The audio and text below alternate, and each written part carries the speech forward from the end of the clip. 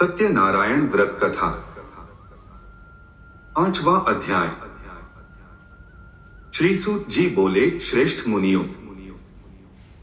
अब इसके बाद मैं दूसरी कथा कहूंगा, आप लोग सुने।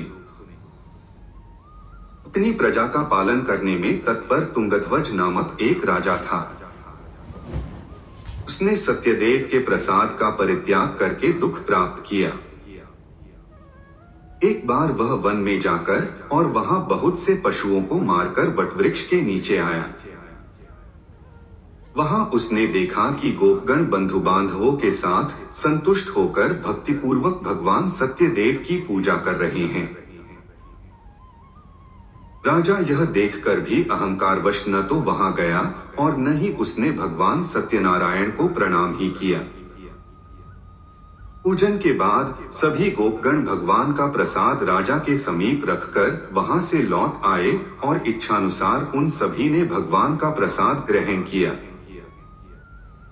इधर राजा को प्रसाद का परित्याग करने से बहुत दुख हुआ। उसका संपूर्ण धन धान्य एवं सभी 100 पुत्र नष्ट हो गए। राजा ने मन में यह निश्चय किया कि अवश्य ही भगवान सत्यनारायण ने हमारा नाश कर दिया है, इसलिए मुझे वहां जाना चाहिए जहां श्री सत्यनारायण का पूजन हो रहा था। ऐसा मन में निश्चय करके वह राजा गोपगणों के समीप गया और उसने गोपगणों के साथ भक्ति श्रद्धा से युक्त होकर विधिपूर्वक भगवान सत्यदेव की पूजा की।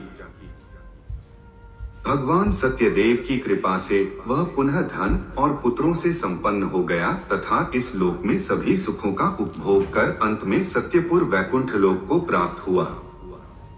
श्री सूत जी कहते हैं, जो व्यक्ति इस परम दुर्लभ श्री सत्यनारायण के व्रत को करता है और पुण्य में तथा फलप्रदायिनी भगवान की कथा को भक्ति युक्त होकर सुनता है, उसे भगवान सत्यनारायण की कृपा से धन धान्य आदि की प्राप्ति होती है।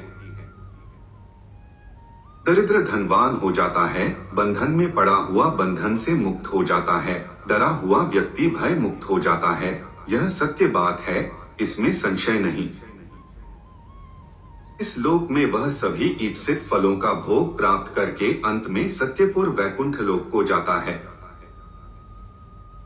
इस प्रकार मैंने आप लोगों से भगवान सत्यनारायण के व्रत को कहा, जिसे करके मनुष्य सभी दुखों से मुक्त हो जाता है। कलयुग में तो भगवान सत्यदेव की पूजा विशेष फल प्रदान करने वाली है। भगवान विष्णु को ही कुछ लोग काल, कुछ लोग सत्य, कोई ईश और कोई सत्यदेव तथा दूसरे लोग सत्यनारायण नाम से कहेंगे। अनेक रूप धारण करके भगवान सत्यनारायण सभी का मनोरथ सिद्ध करते हैं। कलयुग में सनातन भगवान विष्णु ही सत्यव्रत रूप धारण करके सभी का मनोरथ पूर्ण करने वाले होंगे। हे श्रेष्ठ मुनियों, जो व्यक्ति नित्य भगवान सत्यनारायण की इस व्रत कथा को पढ़ता है, सुनता है, भगवान सत्यनारायण की कृपा से उसके सभी पाप नष्ट हो जाते हैं।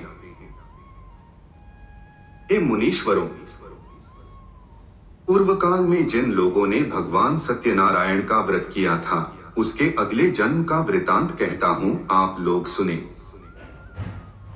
महान प्रज्ञा संपन्न सत्यनारायण व्रत करने के प्रभाव से दूसरे जन्म में सुदामा हुए और उस जन्म में भगवान श्री कृष्ण का ध्यान करके उन्होंने मोक्ष प्राप्त किया। लकड़हारा भिल्ल गुहो का राजा हुआ और अगले जन्म में उसने भगवान श्री राम की सेवा करके मोक्ष प्राप्त किया। महाराज उल्कामुख दूसरे जन्म में राजा दशरथ हुए, जिन्होंने श्री रंगनाथ जी की पूजा करके अंत में वैकुंठ प्राप्त किया। इसी प्रकार धार्मिक और सत्यव्रती साधु पिछले जन्म के सत्यव्रत के प्रभाव से दूसरे जन्म में मोरध्वज नामक राजा हुआ। उसने आरे से चीरकर अपने पुत्र की आधी देह भगवान विष्णु को अर्पित करके मोक्ष प्राप्त किया। महाराजा तुंगध्वज जन्मांतर में स्वयंभू मनु हुए और भगवत संबंधी संपूर्ण कार्यों का अनुष्ठान करके वैकुंठ लोक को प्राप्त हुए। जो गोपगण थे वे सब जन्मांतर में ब्रजमंडल में निवास करने वाले गोप हुए और सभी राक्षसों का संहार करके उन्होंने भी भगवान का शाश्वत धाम गोलोक प्राप्त किया। इस प्रकार श्री स्कंद पुराण के अंतर्गत रेवाखंड में श्री सत्यनारायण व्रत कथा का यह 5वां अध्याय पूर्ण हुआ।